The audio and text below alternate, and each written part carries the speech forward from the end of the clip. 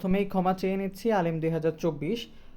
এই যে আমাদের উসুলে হাদিসের যে পিডিএফ 1 নাম্বার ছিল, সেখানে প্রশ্নের মধ্যে এখানে যে হুকুম চাইছিল, হুকুম সেটা অ্যাড করতে আমি ভুলে গেছিলাম।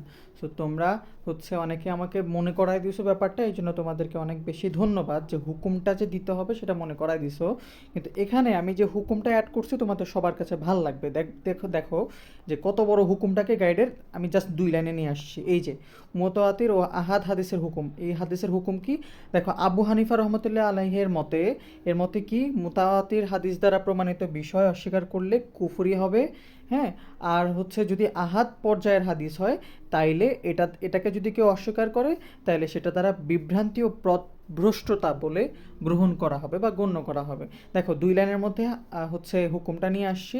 যদি হুকুমটা নিয়ে কারো সমস্যা থাকতো, দেখো হুকুমটাও তোমাকে আমি 2 লাইনে দেখাই দিলাম। এখন কেউ যদি বলো এভাবে যে ভাইয়া সব কিছুকে একসাথে দিতে পারেন না, খালি হচ্ছে পরিমার্জন করেন, কথা হচ্ছে ভাইয়া আমি তো জাস্ট তোমাদেরকে নিয়ে কাজ করতেছি না, আমি তো হচ্ছে প্যারাগনেও টিচার হিসেবে আছি, ডিউ ড্রিমার্সের লেকচারার হিসেবে আছি। সো আমার দিনে কিন্তু অনেক কাজ আছে, পাশাপাশি ফ্যামিলি আছে।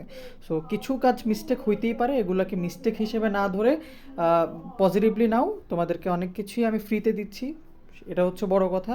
সো যা পাচ্ছ সেটাই হচ্ছে রহমত হিসাবে নিতে পারো তোমরা আল্লাহর পক্ষ থেকে আমার মাধ্যমে।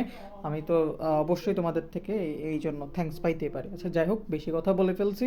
তোমাদের হচ্ছে এই পিডিএফ 1 নাম্বার যেটা, সেটা পরিমার্জন করে দেওয়া হয়েছে। আগের যে ভিডিওটা ছিল সেটাকে আমি অনলিমি করে দিতেছি, যাতে হচ্ছে ওই পিডিএফটা বা ওই ভিডিওটা আর কেউ না পায়। ঠিক আছে? সো এটা অনুযায়ী পড়ো। এই হুকুমটা অ্যাড করা বাকি ছিল, অ্যাড করে দিছি। এবার এটা অনুযায়ী পড়ো। আসসালামু আলাইকুম।